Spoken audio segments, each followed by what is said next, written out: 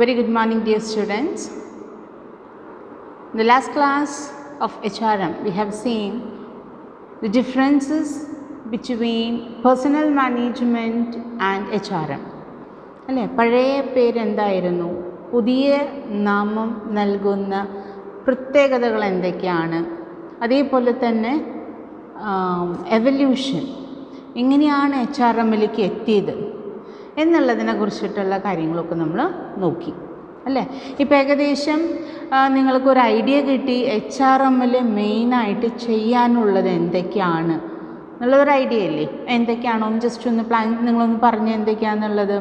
നമ്മളൊരു ഓർഗനൈസേഷനാണ്, നിങ്ങളൊരു സ്ഥാപനമാണ് നമ്മൾ റൺ ചെയ്യുന്നതെന്നുണ്ടെങ്കിൽ അതിലേക്ക് എത്ര വർക്ക് ഫോഴ്സ്, ദാറ്റ് ഈസ് എത്ര ഹ്യൂമൻ റിസോഴ്സസ് വേണം, മാൻ പവർ റിക്വയർമെൻറ്റ്, ഓരോ ഡിപ്പാർട്ട്മെൻറ്റിലും എത്ര പേര് വേണം, എങ്ങനെയാണ് നമ്മൾ ഇവരുടെ എലിജിബിലിറ്റി നമ്മൾ നിശ്ചയിക്കാൻ പോകുന്നത്, നമ്മളെങ്ങനെയാണ് ഇവരെ കാറ്റഗറൈസ് ചെയ്യാൻ പോകുന്നത്, എങ്ങനെയാണ് നമ്മൾ ഇവരിനെ ഹയർ ചെയ്യാൻ പോകുന്നത്, അതിൻ്റെ രീതി.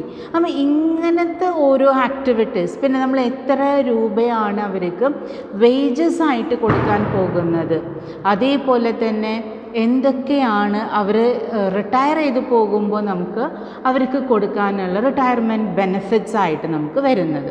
അപ്പോൾ എന്നിങ്ങനെ ഒരു വ്യക്തി ജോലിയിൽ ചേരുന്നതിനേക്കാളും മുൻപ് തൊട്ട് ജോലിയിൽ നിന്ന് ടെർമിനേറ്റ് ചെയ്യുന്ന പീരിയഡ് വരയ്ക്കും അയാളുടെ എല്ലാ കാര്യങ്ങളും കൃത്യമായിട്ടുള്ള ഒരു പ്ലാനിങ് ആണ് നമുക്ക് ഏതിൽ വരുന്നത്, ഹ്യൂമൻ റിസോഴ്സ് മാനേജ്മെൻറ്റ്. ഓക്കെ, അതിൽ പല ബ്രാഞ്ചസ് ആണ് നമുക്ക് എന്താ പറയുക, പെർഫോമൻസ് അപ്രൈസൽ, പെർഫോമൻസ് ഇവാലുവേഷൻ, എങ്ങനെയാണ് ഓരോരുത്തർ അവരുടെ ജോലിയിൽ എങ്ങനെയാണ് ഒരു വ്യക്തിനെ എങ്ങനെയൊക്കെ നമുക്ക് ഇവാലുവേറ്റ് ചെയ്യാനായിട്ട് സാധിക്കുമെന്നുള്ളതൊക്കെയാണ്. ഇപ്പം നമ്മുടെ ഇവാലുവേഷൻ മെത്തേഡ് തന്നെ മാറിയില്ലേ അല്ലേ. നമ്മൾ സാധാരണ എങ്ങനെയാണ് നമ്മൾ കുട്ടികളെ ഇവാലുവേറ്റ് ചെയ്യുക, either we ask some questions and how do they respond, and from their response we can evaluate that this student has understood, this student has not understood anything എന്നുള്ളതിപ്പോൾ നമുക്ക് മനസ്സിലാക്കാനായിട്ട് സാധിക്കും അല്ലേ. ഇനി പിന്നത്തെ ഒരു രീതി എന്താണ്, എക്സാമിനേഷൻ കണ്ടക്ട് ചെയ്യുക എന്നുള്ളതാണ്. അപ്പോൾ ചെറിയ ചെറിയ എക്സാംസ് കണ്ടക്ട് ചെയ്യുക, അല്ലെങ്കിൽ ഇൻറ്റേർണൽ എക്സാംസ് കണ്ടക്ട് ചെയ്യുമ്പോൾ നമുക്ക് ഏകദേശം ഒരു ഐഡിയ കിട്ടും how far the students have understood about the topic. But now ഈ ഒരു സിറ്റുവേഷനിൽ നമ്മൾ എങ്ങനെയാണ് മനസ്സിലാക്കണേ, നമുക്കൊന്നും മനസ്സിലാക്കാനില്ല, കുട്ടികൾ ഓൺലൈനായിട്ടാണ്. അപ്പോൾ നമ്മൾ എന്ത് ചെയ്യും, ഇൻട്രാക്ഷൻ ടൈം നമ്മൾ ക്വസ്റ്റ്യൻസ് ചോദിക്കുമ്പോൾ കുറച്ച് പേര് നമ്മൾ ചോദിക്കുന്ന ആൾക്കാർ റെസ്പോണ്ട് ചെയ്യുമ്പോൾ ഓക്കെ, അപ്പോൾ അവരെങ്കിലും ഒന്ന് ഗ്രാസ്പ് ചെയ്ത് അവരൊന്ന് നോക്കി അവരതിനെക്കുറിച്ചുള്ള ആൻസേഴ്സും കാര്യങ്ങളൊക്കെ അവർ പറയുന്നുണ്ട്. And then we are conducting viva mode അല്ലേ. ഇടയ്ക്കിട്ടിട്ട് നമ്മളൊരു വൈവ മോഡിലൂടെ നമ്മൾ വരുന്നുണ്ട്. അപ്പോൾ ഈ വൈവയിൽ നിങ്ങളെ കാണാനും സാധിക്കും, that is open Google Meet ആയിരിക്കാം. അപ്പോൾ അങ്ങനെ നമുക്ക് നിങ്ങളെ കാണാനും സാധിക്കും. അതേപോലെ തന്നെ നിങ്ങളിൽ നിന്ന് ചോദ്യം ചോദിക്കുമ്പോൾ നമുക്ക് എത്രത്തോളം നിങ്ങൾക്ക് വ്യക്തമായിട്ട് ഓരോ കാര്യങ്ങളും മനസ്സിലായി എന്നുള്ളത് മനസ്സിലാക്കാനായിട്ട് നമുക്ക് സാധിക്കും എന്നുള്ളതാണ്. ക്ലിയർ? അപ്പോൾ in today's topic we are dealing about human resource management and കഴിഞ്ഞ ക്ലാസ്സിൽ പറഞ്ഞിട്ടുണ്ടായിരുന്നു സ്ട്രാറ്റജിക് ഹ്യൂമൻ റിസോഴ്സ് മാനേജ്മെൻറ്റ് എന്ന് പറഞ്ഞിട്ട്. അപ്പം നമ്മൾ ഇന്നത്തെ ക്ലാസ്സിൽ എന്തൊക്കെയാണ് നമ്മൾ ഡീൽ ചെയ്യാൻ പോണത്, HRM and SHRM, that is strategic human resource management. Human resource management എപ്പോഴും കോമ്പറ്റീറ്റീവാണ്, ചാലഞ്ചിങ് ആണ്, because the technology is changing. The people are in a competitive world.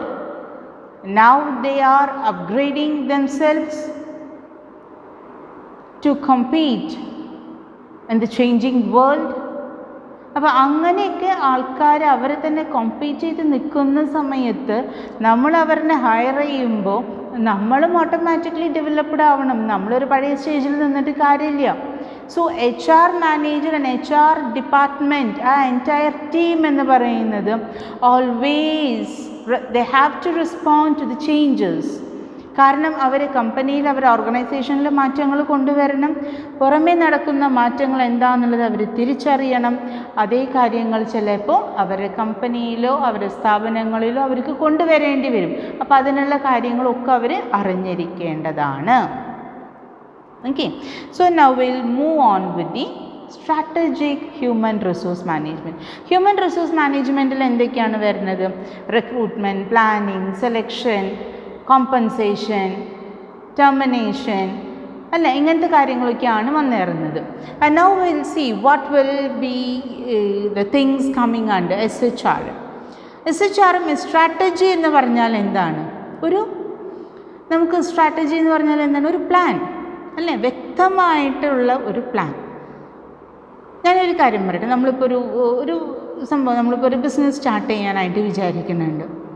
So എൻ്റെ കയ്യിൽ I am having enough amount of money. Okay, പക്ഷെ എന്നാലും നമ്മളൊരു business തുടങ്ങണം എന്നുണ്ടെങ്കിൽ ആ ബിസിനസ്സിന് ഇത്ര ലക്ഷം രൂപയെങ്കിലും മിനിമം നമുക്കൊരു, ഇപ്പോൾ സേ ഫോർ എക്സാമ്പിൾ, ഇപ്പോൾ നമ്മളൊരു ബൊട്ടീക്ക് തുടങ്ങാമെന്ന് തന്നെ വിചാരിച്ചോളൂ. സിമ്പിളായിട്ട് പറയും.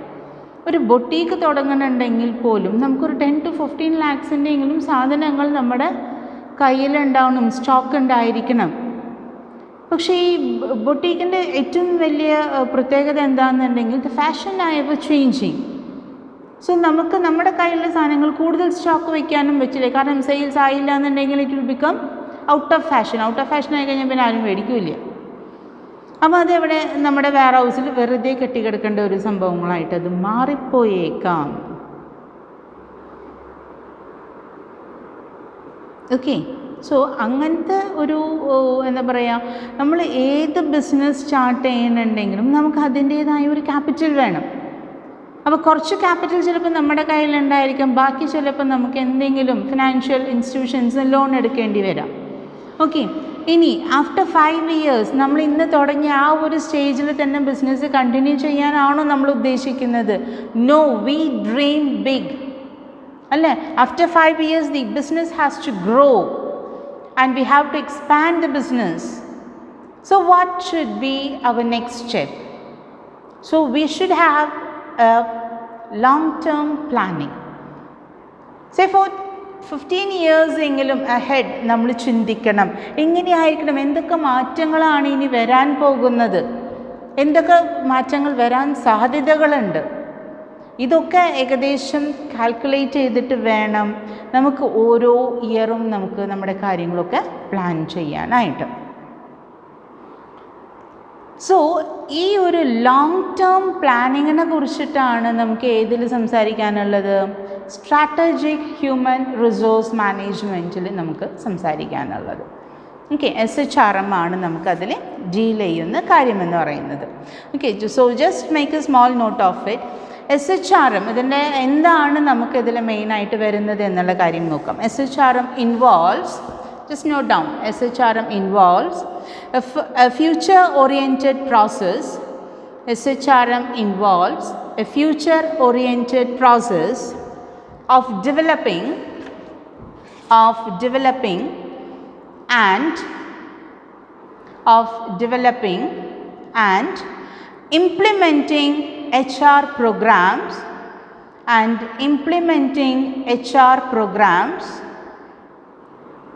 that address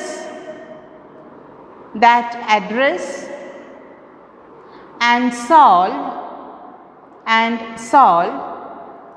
business problems and directly contribute to major long-term business objectives.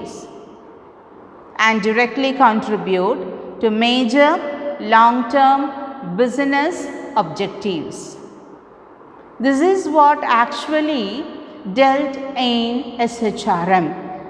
That is, main item HR department, what they have to do എന്നുള്ള പ്ലാനിങ് ഏതിലാണ് നടക്കുന്നത്? സ്ട്രാറ്റജിക് ഹ്യൂമൻ റിസോഴ്സ് മാനേജ്മെൻറ്റിലാണ് നടക്കുന്നത്. They just give the idea, ഇതൊക്കെയാണ് നമുക്ക് achieve ചെയ്യാനുള്ളത്, അല്ലെങ്കിൽ ഇതൊക്കെയാണ് നമ്മുടെ ഒബ്ജക്റ്റീവ്സ് എന്നുള്ളത്. They will give the idea to the HR department. And the HR department, what will they do is, they work accordingly.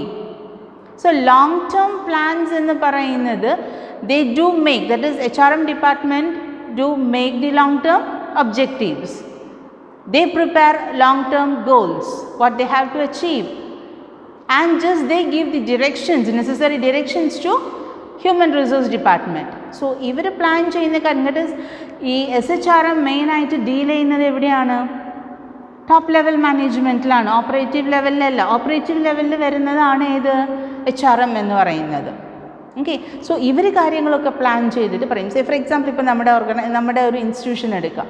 നമ്മുടെ ഇൻസ്റ്റിറ്റ്യൂഷനിൽ നമ്മുടെ മൊനാസ്ട്രിയിൽ നമ്മുടെ ഡയറക്ടർ ഫാദറിനേക്കാളും ഹയർ പൊസിഷനിലുള്ള എഡ്യൂക്കേഷൻ ഇതിലുള്ള പേഴ്സൺ പറയും നമ്മൾ ഇതൊക്കെയാണ് നമ്മൾ ഉദ്ദേശിക്കുന്നത്. Within 20 years, within 25 years Saint Joseph's arts and science college എന്ന് പറയുന്നത് it have to reach top level in the education system or in the entire institutions. Among the entire institutions, it should reach the top level. So you should give quality education to the students. You have to secure good pass percentage every year. ഇതൊക്കെയാണ് നമുക്ക് തന്നിട്ടുള്ള targets എന്ന് വേണമെന്നുണ്ടെങ്കിൽ നമുക്ക് പറയാം. So this will be planned in the top level management. So operative ലെവലിലുള്ള കാര്യങ്ങൾ ആരൊക്കെയാണ് പ്ലാൻ ചെയ്യുക?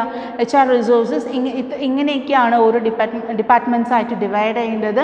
ഏറ്റവും കൂടുതൽ കുട്ടികൾക്ക് പഠിക്കാൻ അവസരം തരുന്ന കോഴ്സുകൾ ഏതൊക്കെയാണ്, ഏറ്റവും കൂടുതൽ ഡിമാൻഡഡ് ആയിട്ടുള്ള വാണ്ടഡ് ആയിട്ടുള്ള കോഴ്സസ് ഏതൊക്കെയാണ്, അതിനാണ് നമ്മൾ ഏറ്റവും കൂടുതൽ അപ്ലൈ ചെയ്യേണ്ടത്. അതിന് അപ്ലൈ ചെയ്യുക, കുട്ടികൾക്ക് പഠിക്കാനുള്ള അവസരങ്ങൾ ഉണ്ടാക്കി കൊടുക്കുക, അതേപോലെ അവർക്ക് പഠിക്കാനുള്ള എല്ലാ ഫെസിലിറ്റീസും നമ്മൾ ക്രിയേറ്റ് ചെയ്ത് കൊടുക്കുക.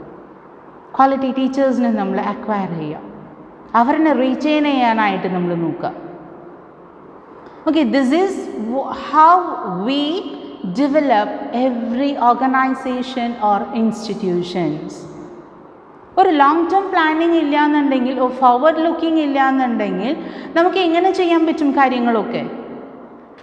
സോ നമ്മൾ ചിന്തിക്കുകയാണ് 25 വർഷം കഴിയുമ്പോൾ എന്തൊക്കെ മാറ്റങ്ങളായിരിക്കും ഇവിടെ സംഭവിക്കുക. അതിനനുസരിച്ച് കോമ്പറ്റീറ്റീവായിട്ട് നമ്മളും പോകേണ്ടതുണ്ട്. അതല്ലാന്നുണ്ടെങ്കിൽ നമ്മളെല്ലാവരും മാർക്കറ്റിൽ നിന്ന് അടിച്ചു പുറത്താക്കും. നമ്മുടെ പ്രോഡക്റ്റ്, നമ്മുടെ കമ്പനി, നമ്മുടെ ഓർഗനൈസേഷൻ 25 വർഷം കഴിഞ്ഞിട്ട് മാർക്കറ്റിൽ ഉണ്ടാകണം എന്നുള്ള ഒരു ബോധമുണ്ടെന്നുണ്ടെങ്കിൽ നമ്മൾ അതിനനുസരിച്ച് വരുന്ന മാറ്റങ്ങൾ അഡോപ്റ്റ് ചെയ്യാനും ഈസിലി നമുക്ക് ആ മാറ്റങ്ങൾ കൊണ്ടുവരാനും നമുക്ക് സാധിക്കണം.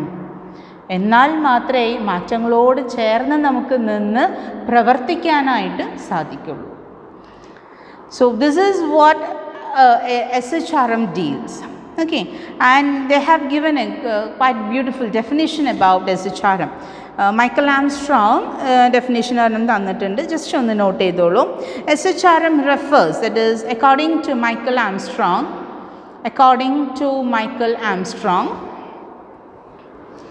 SHRM refers to the overall direction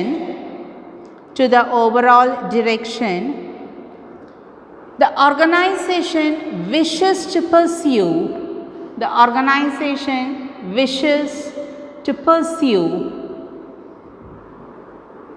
in achieving objectives through people. I'll read it once again. According to Michael Armstrong, SHRM refers to the overall direction the organization wishes to pursue in achieving objectives through people. So what actually the SHRM does? എന്താണ് അവർ ചെയ്യുന്നത്? അവരുടെ vision എന്താണ്, അവരുടെ mission എന്താണ്? രണ്ട് കാര്യങ്ങളും വളരെ വ്യക്തമായിട്ട് ഹ്യൂമൻ റിസോഴ്സസിലൂടെ,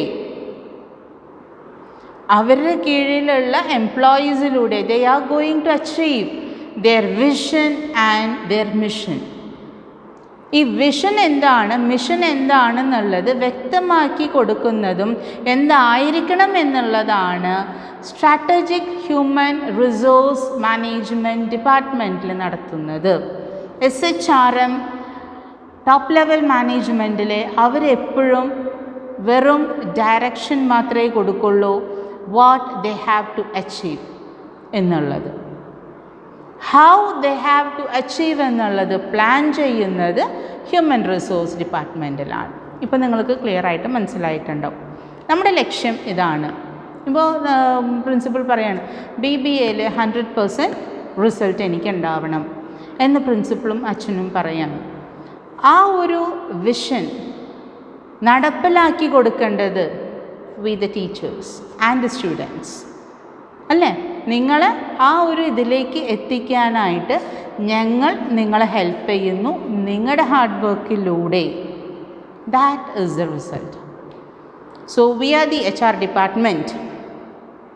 പ്രിൻസിപ്പാളും അച്ഛനും കൂടി ഇതിൽ വരാം, നമ്മുടെ SHR. അവരുടെ വിഷൻ എന്താണ്? ഓരോ ക്ലാസ്സിൻ്റെയും അവരുടെ വിഷൻ എന്താണ്? അവരുടെ ഡ്രീം എന്താണ്? ഇത് ചിലപ്പോൾ പാസ് പെർസെൻറ്റേജ് ആയിരിക്കാം. നെക്സ്റ്റ് ടേം നമുക്ക് തരുന്ന ടാർഗറ്റ് എന്ന് പറയുന്നത് all the students have to achieve about 75 distinction minimum ഉണ്ടായിരിക്കണം ഒരു കുട്ടിക്ക്. That's another thing, another target. Okay, അത് കഴിഞ്ഞിട്ട് നമ്മുടെ സ്ഥാപനം ഒന്നും കൂടി അത്രയും നല്ല ഒരു എഫിഷ്യൻസി നമുക്ക് മെയിൻറ്റെയിൻ ചെയ്യാനായിട്ട് സാധിച്ചു എന്നുണ്ടെങ്കിൽ next target all the students have to secure about 90% so that our institution will be the most demanded one. ഇവിടെ വന്ന് നിങ്ങളെ കൊത്തിക്കൊണ്ടുപോകും കമ്പനീസ് വന്നിട്ട് അല്ലേ? കാരണം അത്രത്തോളം നമ്മൾ ഹാർഡ് വർക്കിലൂടെ വി ആർ അച്ചീവിങ് എന്നുള്ളതാണ്. സോ ഇതിനോടൊപ്പം തന്നെ what we are combining and we are doing all these programs. നമുക്ക് തരുന്ന ഓരോ പ്രോഗ്രാമുകളും നമ്മൾ കോർഡിനേറ്റ് ചെയ്യുന്നുണ്ട്, ഓരോ പ്രോഗ്രാമുകളും നമ്മൾ ചെയ്യുന്നുണ്ട്. അതിലൂടെ ഓവറോൾ ഡെവലപ്മെൻ്റ് ആണ് നമുക്ക് സംഭവിക്കുന്നത്. So each and every organization just give the directions what they have to achieve, and those things have to be achieved through the human resources, through the department. HR ഡിപ്പാർട്ട്മെൻറ്റിലൂടെയാണ് അവിടെയുള്ള അവർക്ക് available ആയിട്ടുള്ള human റിസോഴ്സസിലൂടെ അവർ achieve ചെയ്യാനായിട്ട് പോകുന്നത്. Okay, so this is what the definition explains you. Next we are moving on with the features of SHRM. Features, that is, as you don't have your textbook, I'll read it. It is a top management function of setting strategies of an organization which include stating its vision, mission, objectives, plans, policies and programs. Okay, so top മാനേജ്മെൻറ്റിൻ്റെ ഒരു ഫങ്ഷനാണ് strategies set ചെയ്യുക എന്നുള്ളത്. അത് എന്തിനൊക്കെ relate ചെയ്തിട്ടാണ്? അവരുടെ vision, ഒരു ഓർഗനൈസേഷൻ്റെ vision എന്താണ്, mission എന്താണ്, അവരുടെ ഒബ്ജക്റ്റീവ് എന്താണ്, അവരുടെ പ്ലാൻ, പോളിസീസ് ആൻഡ് പ്രോഗ്രാംസ്, ഇത്രയും കാര്യങ്ങൾ അവർ ചെയ്യും. ഇത് നേടിക്കൊടുക്കേണ്ടത് ഹ്യൂമൻ റിസോഴ്സ് ഡിപ്പാർട്ട്മെൻറ്റാണ്. Clear? And the second feature is it aims at achieving long-term objectives by integrating human resource strategies with overall corporate strategies. So long-term objectives achieve ചെയ്യാൻ വേണ്ടിയിട്ടുള്ള പ്ലാനും കാര്യങ്ങളും സെറ്റ് ചെയ്യുന്നത് SHRM ആണ്. അവരൊരു കോർപ്പറേറ്റ് സ്ട്രാറ്റജീസാണ് പ്ലാൻ ചെയ്യുക overall among all the organizations. We have to achieve this എന്നുള്ള കാര്യം. And the third thing is it involves accepting human resource function as a strategic partner in the formulation and implementation of corporate strategies through HR activities. So ഇവിടെ നമുക്ക് operative functions ആയിട്ട് നിൽക്കുന്ന HR department എന്തായിട്ട് മാറണം? That strategic പാർട്ട്ണറായിട്ട്. SHRM എന്ന് പറയുമ്പോൾ അവർ ഈ സ്ട്രാറ്റജിയുടെ ഭാഗമായിട്ട് അവർ മാറാണ്. And we are achieving. Okay, and then SHRM addresses issues and challenges like corporate effectiveness, competitive advantage, change in management, change in organization, structure, etc. SHRM മെയിനായിട്ട് ഉദ്ദേശിക്കുന്നത് ഈ ലോങ് ടേം പ്ലാനിംഗ് ആണ്. അപ്പോൾ ലോങ് ടേം പ്ലാനിംഗ് എന്ന് പറയുമ്പോൾ short term ഒബ്ജക്റ്റീവ്സും പ്ലാനിങ്ങും achieve ചെയ്യാനായിട്ട് നമ്മൾ HR ഡിപ്പാർട്ട്മെൻറ്റിന് ഏൽപ്പിക്കുന്നുണ്ട്. So after 5 years the company അല്ലെങ്കിൽ the organisation is planning to expand, അപ്പോൾ അതിൽ ചെറിയ മാറ്റങ്ങളൊക്കെ വരും. ആഫ്റ്റർ 10 years എന്ന് പറയുമ്പോൾ ചിലപ്പോൾ ബിഗർ എക്സ്പാൻഷൻ ആയിരിക്കാം. So the entire structure have to be changed. So all those things, what they have to do, all those recommendations come from the strategic department. Okay, that is top level management. And then it is concerned with allocation of resources to HR. എങ്ങനെയാണ് HR function ചെയ്യേണ്ടത് എന്നുള്ള കാര്യങ്ങൾ അവർക്കുള്ള resources allocate ചെയ്ത് കൊടുക്കുന്നതാണ് SHRMൻ്റെ അടുത്തൊരു duty അല്ലെങ്കിൽ അടുത്തൊരു ഫീച്ചർ എന്ന് പറയുന്നത്. Next is it creates A work culture that encourages creativity, innovation, team work and motivation. So human resource department plan ചെയ്യുന്ന കാര്യങ്ങൾ അവരിനെ ഒന്നും കൂടി ഓർഗനൈസ് ചെയ്യുക, അവരിനെ ഒന്നും കൂടി മോട്ടിവേറ്റ് ചെയ്യാം. ദാറ്റ് ഈസ് അവിടെ വർക്ക് ചെയ്യുന്ന എംപ്ലോയീസിൻ്റെ ക്രിയേറ്റിവിറ്റി, പുതിയ പുതിയ ഐഡിയാസ് മനസ്സിലായി കഴിഞ്ഞാൽ അത് അഡോപ്റ്റ് ചെയ്യാനും കൃത്യമായിട്ട് അവരെ റെക്കഗ്നൈസ് ചെയ്യാനും. എംപ്ലോയീസിന് ഏറ്റവും കൂടുതൽ വേണ്ടത് ഒരു റെക്കഗ്നിഷൻ മാത്രമാണ്. ആണ് സിമ്പിളായിട്ടൊരു കാര്യം. നമ്മൾ ക്ലാസ്സിൽ ഒരു ടീച്ചർ വന്നു, ക്ലാസ് എടുത്തു, പോയി. Again the next day she wishes the children and she begins her class and she'll say goodbye and she will leave. So no other interaction is done in the class. Do you think that class will be effective or that class will be a boring class? So when you combine your ideas, when you combine your class, when you make your students to do things, when you just give the guidelines, that is more than enough for the students. When you interact with the students, അവർ തന്നെ കാര്യങ്ങൾ ചെയ്യാനായിട്ട് അവരിൽ ഒരാളായിട്ട് നമ്മൾ അവരെ തോളത്ത് തട്ടിക്കൊടുക്കാനായിട്ട് മാത്രം നമ്മൾ നിന്നാൽ മതി. കാരണം അവർ ചെയ്യുന്നതിൽ അല്ലെങ്കിൽ അവർ പറയുന്നതിൽ എന്തെങ്കിലും തെറ്റുകളോ കാര്യങ്ങളോ ഉണ്ടെന്നുണ്ടെങ്കിൽ അതൊന്ന് പറഞ്ഞ് അവരിനൊന്ന് കറക്റ്റ് ചെയ്ത് അവരെ ട്രാക്കിലേക്ക് കൊണ്ടുവരാൻ മാത്രമേ ഇന്ന് ടീച്ചിങ് എന്ന് പറയുന്ന ഒരു ഫെസിലിറ്റേറ്ററിൻ്റെ ജോലിയാണ്. To facilitate them, to be with them, അവരെ കൊണ്ട് കാര്യങ്ങൾ ചെയ്യിക്കുക, അവർ തന്നെ പ്രാക്ടിക്കലായിട്ട് കാര്യങ്ങൾ ചെയ്യും. അപ്പോൾ ഏറ്റവും കൂടുതൽ ഞങ്ങൾ ക്ലാസ് എടുക്കുന്നതിനേക്കാളും എഫക്റ്റീവ് ആവാൻ നിങ്ങൾ ക്ലാസ് എടുക്കുമ്പോഴാണ്. കാരണം when you make proper preparations, so when you do it, ചെറിയൊരു പാർട്ട് മാത്രം നിങ്ങൾക്ക് സെമിനാറായിട്ട് തരുന്ന എത്ര ബ്യൂട്ടിഫുള്ളായിട്ട് പ്രസൻറ്റ് ചെയ്യുന്ന ഓരോരുത്തരും നമുക്ക് തന്നിട്ടുള്ള ഒരു ചെറിയൊരു പാർട്ടാണെന്നുണ്ടെങ്കിൽ പോലും നമ്മളത് അത്രയും സീരിയസ് ആയിട്ട് നമ്മളത് പ്രിപ്പയർ ചെയ്യുക എന്നുള്ളതാണ്. ഓക്കെ, സോ ഇതേപോലെ തന്നെയാണ് ഓർഗനൈസേഷനിലും. എന്തെങ്കിലും ഒരു പുതിയ ഐഡിയ ആയിട്ട് ഒരാൾ മുൻപോട്ട് വരികയാണെന്നുണ്ടെങ്കിൽ അല്ലെങ്കിൽ അയാളുടെ പുതിയ ക്രിയേറ്റിവിറ്റിയിലെ വർക്ക് നല്ല എഫിഷ്യൻ്റ് ആയിട്ട് ചെയ്ത് തീർക്കുക എന്നുണ്ടെങ്കിൽ, ഒരു ടീം സ്പിരിറ്റ് അവിടെ ഡെവലപ്പ് ചെയ്യാനായിട്ട് സാധിച്ചു എന്നുണ്ടെങ്കിൽ, അതിനെ നമ്മൾ പ്രോത്സാഹിപ്പിക്കുകയാണെന്നുണ്ടെങ്കിൽ that culture will increase. That is what really wanted in the organisation. How do you deal with the employees? How the relationship between the employer and the employee is എന്നുള്ളതാണ്. കാരണം എംപ്ലോയിക്ക് തോന്നണം this is my institution or my organisation where I have to contribute myself, where I want to work efficiently, which gives me more satisfaction. It is the responsibility of the management of the organization to take care of the employee. എംപ്ലോയിക്കും ഒരു feeling വേണം, ഞാൻ ജോലി ചെയ്യുന്ന സ്ഥാപനത്തിൽ ഏറ്റവും ഫെയ്ത്ത്ഫുള്ളായിട്ട് ജോലി ചെയ്യണം എന്നുള്ളത്. എംപ്ലോയറിനും തോന്നണം this human resource is my asset in the organisation. So I have to take care of my employee എന്നുള്ള ചിന്ത എംപ്ലോയർക്കും വേണം. അങ്ങനെ ഒരു ഗിവ് ആൻഡ് ടേക്ക് പോളിസിയാണ് എംപ്ലോയറും എംപ്ലോയിയും തമ്മിൽ വേണ്ടത്. എംപ്ലോയറിനെ കണ്ടിട്ട് പോലും ഇല്ലാത്ത എത്രയോ ഓർഗനൈസേഷൻസ് ഉണ്ട്. എത്രയോ ഓർഗനൈസേഷൻസിൽ വർക്ക് ചെയ്യുന്ന എംപ്ലോയറിനെ കണ്ടിട്ട് പോലും ഇല്ല. ഒരു 3-4 വർഷത്തിനിടയ്ക്ക് എങ്ങാനും മിന്നൽ പോലെ വന്ന് പോത്ര ഇങ്ങോട്ട്. അങ്ങനത്തെ ഓർഗനൈസേഷനൊക്കെ ഉണ്ട്. So how do they deal? How will they build a good relationship? So how you behave with the employees, that develops the bondage between the employer and the employee.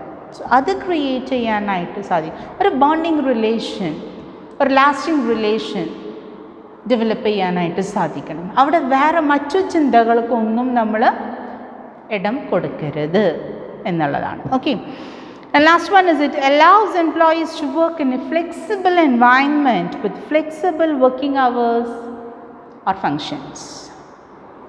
ഒരാൾക്കും ഒരു ഓവർ ബർഡൻ ആയിട്ട് നമുക്ക് തോന്നരുത്. ഒരു എംപ്ലോയിക്കും അങ്ങനെ ഒരു feeling വരരുത്. ആ ഒരു ഫീലിംഗ് വരാതെ നമ്മൾ ആ വ്യക്തിനെ മാക്സിമം ഓർഗനൈസേഷന് വേണ്ടി യൂട്ടിലൈസ് ചെയ്യണം എന്നുള്ളതാണ് എംപ്ലോയറിൻ്റെ കഴിവ് എന്ന് പറയുന്നത്. That happens through human resource department. കാരണം അവരാണ് ജോബ് അലോട്ട് ചെയ്ത് കൊടുക്കുന്നത്, അതേപോലെ തന്നെ ജോബ് ഡിസൈൻ ചെയ്ത് കൊടുക്കുന്നത്. ഇതൊക്കെയാണ് നിങ്ങൾ അച്ചീവ് ചെയ്യേണ്ടത് എന്നുള്ള അവർക്കുള്ള ടാർഗറ്റ് കൊടുക്കുന്നത് ആരാണ്? Human resource department. Okay, so the vision, the mission, the objectives will be planned by the SHRM and that will be implemented by the HRM. Clear? Okay. And now we'll move on with the factors influencing SHRM. എന്തൊക്കെ factors ആണ് ഈ SHRM വേണമെന്നുള്ള ഒരു തീരുമാനത്തിലേക്ക് എത്താനായിട്ട്? Personal management ആയിരുന്നു, അതിനുശേഷം ഒരു ഹ്യൂമൻ റിസോഴ്സ് ഡെവലപ്മെൻ്റ് ആയിട്ട് മാറി. അത് കഴിഞ്ഞിട്ട് നെക്സ്റ്റ് ഇതാണ് സ്ട്രാറ്റജിക് ഹ്യൂമൻ റിസോഴ്സ് മാനേജ്മെൻറ്റ് എന്ന് പറയുന്നൊരു ഭാഗം വരുന്നത്. So what factors have influenced എന്നുള്ളത് നോക്കാം. Okay, changing business environment, globalization, technological changes, diversity of workforce, organizational restructuring, mergers and acquisitions. We'll see one by one. First one is changing business environment. You know, nothing is constant in this world except change. മാറ്റങ്ങൾക്ക് മാത്രമാണ് മാറ്റമില്ലാത്തത്, അല്ലേ? അതിങ്ങനെ മാറിക്കൊണ്ടേയിരിക്കും. അതിൻ്റെ സ്വഭാവത്തിന് ഒരിക്കലും ഒരു മാറ്റം ഉണ്ടാകുന്നില്ല എന്നുള്ളതാണ്. ഓക്കെ, അപ്പോൾ ഈ ഒരു ബിസിനസ് എൻവയൺമെൻറ്റിൽ വരുന്ന മാറ്റങ്ങൾ, അപ്പോൾ ഇന്ന് നമ്മൾ കുറേ മാറ്റങ്ങൾ അനുഭവിച്ചുകൊണ്ടിരിക്കുന്നുണ്ട്. എത്ര പേരാണ് ഈ കഴിഞ്ഞ 2 വർഷമായിട്ട് ബിസിനസ് സ്റ്റാർട്ട് ചെയ്തിട്ടുള്ള ആൾക്കാരുണ്ടായിരിക്കും, അല്ലേ? ബിസിനസ് സ്റ്റാർട്ട് ചെയ്തിട്ടേ ഉണ്ടാവുള്ളൂ. അവരുടെ കയ്യിലുള്ള കുറച്ച് എമൗണ്ട്, പിന്നെ കടം മേടിച്ച എമൗണ്ട്, ഇതൊക്കെ ക്യാപിറ്റൽ നുള്ളി പറക്കിയിട്ടാണ് അവരെന്ത് ചെയ്തിട്ടുള്ളത്? അവരൊരു ബിസിനസ് സെറ്റപ്പ് ചെയ്തിട്ടുള്ളത്. പക്ഷേ ഈ കൊറോണ എന്ന് പറയുന്നൊരു സംഭവം നമ്മളെ എല്ലാവരെയും അടച്ചു പൂട്ടി വീട്ടിലിരുത്തിയേക്കാം, അല്ലേ?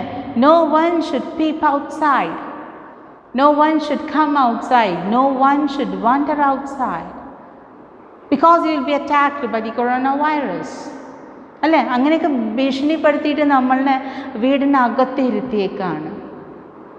നിങ്ങൾ അവരുടെ കാര്യങ്ങൾക്കൊന്ന് ചിന്തിച്ച് നോക്കിയിട്ടുണ്ടോ? ഈ ലോൺ തിരിച്ചടയ്ക്കാനായിട്ട് അവർ സ്ഥാപനം റണ്ണിങ്ങിലായാലല്ലേ പറ്റുള്ളൂ. എത്ര പേരാണ് ജോലി നഷ്ടപ്പെട്ട് വീട്ടിലിരിക്കണത്? These are all changing environment. പക്ഷേ ഇവിടെ ഏറ്റവും കൂടുതൽ ഈ ലോക്ക്ഡൗണിൽ പല മാറ്റങ്ങൾ വന്നിട്ടുള്ളത് ഒന്ന് ഫുഡിങ്, ദാറ്റ് ഈസ് നല്ല ഫുഡ് കുക്ക് ചെയ്യാനായിട്ട് അറിയാവുന്ന ആൾക്കാർ ചെറിയ രീതിയിലെങ്കിലും ഫുഡ് കൂടുതൽ ഉണ്ടാക്കാനും അത് നിയർ ബൈ പ്ലേസസിലോട്ട് ഒരു ചെറിയൊരു സർക്കുലേഷൻ എന്നുള്ള രീതിയിൽ അവർ തുടങ്ങിയിട്ടുണ്ട്. അതേപോലെ തന്നെ ഗാർഡനിങ്ങിൽ ഇൻട്രസ്റ്റിംഗ് ഉള്ള ആൾക്കാർ അവരവരുടെ രീതിയിലുള്ള അവരുടെ വീട്ടിലുള്ള ചെടികളൊക്കെ തന്നെ ഒന്നും കൂടി വെട്ടി ഒരുക്കി അതിന് കുറേ ചട്ടികളൊക്കെ മേടിച്ച് അതിന് ബഡ് ചെയ്യാനും അതിൻ്റെ കാര്യങ്ങളൊക്കെ ചിന്തിക്കാനായിട്ട് തുടങ്ങി. ഒരു ചെറിയ നഴ്സറി പോലെ ഒരു സെറ്റപ്പ് അവരും തുടങ്ങിയിട്ടുണ്ട്. And then the cake industry പറയാതിരിക്കാൻ വയ്യ. എല്ലാ വീടുകളിലും ഉണ്ടാവും ഒരു ഷെഫ്, ഒരു ബേക്കർ ഉണ്ടാവും, അല്ലേ? എല്ലാവരും കുക്ക് ചെയ്യാനും ബേക്ക് ചെയ്യാനും ഒക്കെ പഠിച്ചു കഴിഞ്ഞു. ഇനി ചില ആൾക്കാരുണ്ട് പാഴ്വസ്തുക്കളിൽ നിന്ന്. ഇപ്പോൾ ഇന്നത്തെ ന്യൂസ് പേപ്പറിൽ നോക്കിയപ്പോൾ ഈ ക്ലാസ് ഞാൻ എടുത്തത് ജൂൺ 11-നാണ്. ജൂൺ 11-നാണ് ഞാൻ ഈ ക്ലാസ് എടുത്തത്.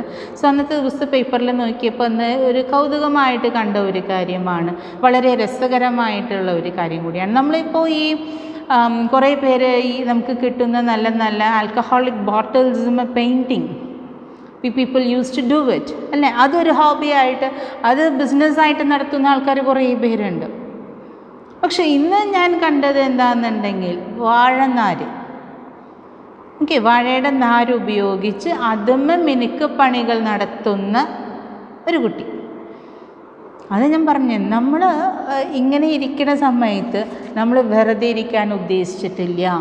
V are doing researchers. ഇതിലെന്ത് ചെയ്യാൻ പറ്റും, അതുകൊണ്ട് എന്തുണ്ടാക്കാൻ പറ്റും. അതേപോലെ തന്നെ ന്യൂസിലുണ്ടായിരുന്നുള്ള പച്ചവെള്ളം ഉപയോഗിച്ചിട്ട് നമ്മൾ വണ്ടി ഓടിക്കും. എഞ്ചിനീയറിംഗ് സ്റ്റുഡൻസ് ഡെവലപ്പ് ചെയ്തിട്ടുള്ള കാര്യമാണ്. So how do they? When a person is constantly engaged in researching, അപ്പോൾ ഇതാണ് നമ്മുടെ കയ്യിലുള്ള റിസോഴ്സ്. ഇതിൽ വെച്ച് നമുക്ക് എന്ത് ചെയ്യാൻ പറ്റും?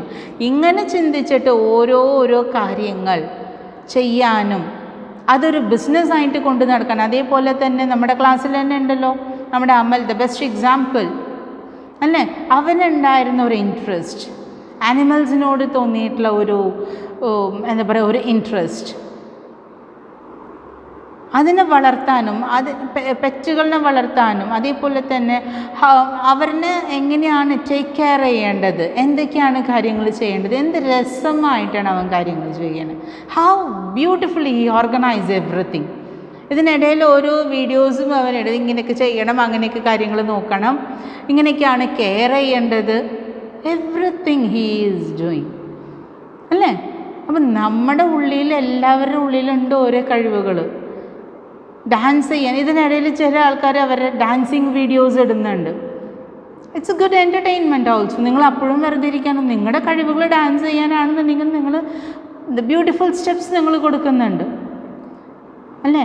നമ്മളും വെറുതെ ഇരിക്കാൻ നമ്മൾ ഉദ്ദേശിച്ചിട്ടില്ല, നമുക്ക് വെറുതെ ഇരിക്കാൻ നമുക്ക് സാധിക്കില്ല. അപ്പം ഇങ്ങനെ കോൺസ്റ്റൻറ്റ് റിസർച്ചേഴ്സാണ് മനുഷ്യനെ ഏറ്റവും കൂടുതൽ ഡെവലപ്പ് ചെയ്യാനായിട്ട് ഹെൽപ്പ് ചെയ്യുന്നത്. Okay, the environment, the business environment is constantly changing. So according to the changes happening outside the organizations, the business has also grow up. അപ്പോൾ അതിന് വേണ്ടിയിട്ടുള്ള കാര്യങ്ങളാണ് നമുക്കതിൽ വരുന്നത്. ഓക്കെ, സോ ഒരു ഫേം എന്ന് പറയുന്നത് അത് ഇൻഡസ്ട്രിയിലുള്ള ഒരു ഭാഗമായിട്ട് മാത്രം മാറാതെ അത് ചിലപ്പോൾ ഗ്ലോബലായിട്ടുള്ള ഒരു ഇൻഡസ്ട്രി ആണെന്നുണ്ടെങ്കിൽ, ഒരു കമ്പനി ആണെന്നുണ്ടെങ്കിൽ, MNC പോലത്തെ കമ്പനീസൊക്കെ ആണെന്നുണ്ടെങ്കിൽ ഗ്ലോബൽ പ്ലെയേഴ്സാണ്. അവിടെ ഒരു നാടിൻ്റെ കാര്യങ്ങൾ മാത്രമല്ല വരുന്നത്, പല കൺട്രീസിൽ വരുന്ന ചേഞ്ചസും അവിടെ എഫക്റ്റ് ചെയ്യും. So have to play carefully എന്നുള്ളതാണ്. You have to plan carefully എന്നുള്ളതൊക്കെയാണ് നമുക്കതിൽ വരുന്ന കാര്യം. Second thing is globalisation. ഇക്കണോമിക്സിൽ നിങ്ങൾ പഠിച്ചിട്ടുണ്ടായിരിക്കും ലിബറലൈസേഷൻ, പ്രൈവറ്റൈസേഷൻ ആൻഡ് ഗ്ലോബലൈസേഷൻ. അതിനുശേഷമാണ് നമുക്ക് ഏറ്റവും കൂടുതൽ എക്കണോമിക്സിൽ വന്നിട്ടുള്ള മാറ്റങ്ങൾ, എക്കണോമിയിൽ വന്നിട്ടുള്ള ഗ്രോത്ത് എന്ന് പറയുന്നത്. നമ്മളൊരു സാധനം ഉണ്ടാക്കൂല, നമ്മളൊരു സാധനം ആർക്കും കൊടുക്കൂല, പിന്നെ പുറത്തുനിന്നൊരു സാധനം നമ്മൾ മേടിക്കൂല. എന്ത് മാറ്റം ഉണ്ടാവുക നമ്മുടെ നാടിന്? So when we start manufacturing, when we do exports, when we do imports, അപ്പോഴാണ് നമുക്ക് പുറമേ അതർ കൺട്രീസിൽ ഉണ്ടാക്കുന്ന സാധനങ്ങളുടെ ക്വാളിറ്റി മനസ്സിലാവുള്ളൂ. സോ അതിനെ കോമ്പീറ്റ് ചെയ്ത് നിൽക്കാനായിട്ട് നമ്മുടെ അടുത്ത ശ്രമം ഉണ്ടായിരിക്കും. ഓക്കെ, അങ്ങനെയാണ് ഓരോ കാര്യങ്ങളും ഡെവലപ്പ് ചെയ്ത് അവിടെ വരുന്നത്. Okay, so it also provides opportunities for local firms to enter into foreign markets. Many local companies have emerged as multinational corporations as a result of globalization. എല്ലാവരും ഒരു വിഷനാണ്, my product should reach all over the world. So how this dream can be achieved? In the globalization, liberalization, നമുക്ക് free ആയിട്ട് business ചെയ്യാടോ, നമുക്ക് എന്തിനും നമുക്ക് വലിയ തടസ്സങ്ങളൊന്നും ഇല്ല. അപ്പം അതിന് വരുന്ന കാര്യങ്ങൾ എന്തൊക്കെയാണെന്നുള്ളത് നമുക്ക് പറഞ്ഞു തരാനും കൃത്യമായിട്ടൊരു ചാനലിലൂടെ നമ്മൾ പോകുകയാണെന്നുണ്ടെങ്കിൽ ഗ്ലോബൽ മാർക്കറ്റിൽ നമുക്ക് നമ്മുടെ പ്രോഡക്റ്റ്സ് നമുക്ക് സെയിൽ ചെയ്യാനായിട്ട് സാധിക്കും. ഇൻ്റർനാഷണൽ മാർക്കറ്റ്സിൽ നമ്മുടെ പ്രോഡക്റ്റ് സെയിൽ ചെയ്യാനായിട്ട് സാധിക്കും. And we can grow globally എന്നുള്ളതാണ്. Technological changes, third one. The development of internet and virtual communication system has led to changes in HR practices like online application for recruitment, adoption of video conferencing for interviews, online testing, performance appraisal, online communication with employees, etc. So this is what the development in technology has taken place. എനിക്ക് തോന്നുന്നത് നമ്മുടെ ഈ book print ചെയ്യുന്ന സമയത്ത് ഇതവരുടെ വിഷനായിരുന്നു. But we now to practise it. അല്ല, നമ്മളിപ്പോൾ എല്ലാവരും വീട്ടിലാണ് ഇരിക്കുന്നത്. അതുകൊണ്ട് നമ്മളിപ്പോൾ ഏതെങ്കിലും ഇപ്പോൾ വർക്ക് അറ്റ് ഹോമാണ് എല്ലാവരും, അല്ലേ? വർക്ക് അറ്റ് ഹോമാണ്, വർക്ക് അറ്റ് ഓഫീസിൽ നിന്നുള്ളൊരു സ്ഥാനം മാറിക്കഴിഞ്ഞു. അപ്പോൾ നമ്മുടെ വീട്ടിലിരുന്ന് ജോലി ചെയ്യുക. വീട്ടിലിരുന്നിട്ടാണ് നമ്മൾ എംപ്ലോയീനെ കാണുന്നതും സംസാരിക്കുന്നതും അവർ മീറ്റിങ്ങും കാര്യങ്ങളൊക്കെ കണ്ടക്ട് ചെയ്യുന്നതും. അതേപോലെ പുതിയ ജോബേഴ്സിനെ നമ്മൾ സെലക്ട് ചെയ്യുന്നുണ്ടെങ്കിൽ that is now doing by online, അല്ലേ? ബുക്ക് അടിക്കുമ്പോൾ അതൊരു വിഷനായിരുന്നു. പക്ഷെ നൗ വി പ്രാക്ടീസ് ഇറ്റ്. നമ്മളിപ്പോൾ അത് ചെയ്തുകൊണ്ടിരിക്കണം. ഇപ്പോൾ എത്രയോ ഓർഗനൈസേഷനിൽ ഇപ്പോഴും ഇൻ്റർവ്യൂസും കാര്യങ്ങളൊക്കെ നടക്കേണ്ടത് ത്രൂ ഓൺലൈൻ തന്നെയാണ്. ഓൺലൈൻ റിക്രൂട്ട്മെൻറ്റാണ്, ഓൺലൈൻ സെലക്ഷനാണ്. കാരണം വീട്ടിലിരുന്നിട്ടാണ് ജോലി ചെയ്യാൻ പോണത്. അപ്പോൾ വീട്ടിലിരുന്നിട്ട് തന്നെ നിങ്ങൾ ഇൻ്റർവ്യൂ അറ്റൻഡ് ചെയ്തോളൂ എന്നുള്ളൊരു system. Okay. And then diversity of work force. That is മെയിനായിട്ട് ഇതിൽ വരുന്നത്. ഡൈവേഴ്സിറ്റി എന്ന് പറയുന്നത് in terms of sex, age, education, skills, culture etcetera. ഇതിലാണ് ഓരോ കൺട്രീസിലും വരുന്ന ഡൈവേഴ്സിറ്റി വരുന്നത്.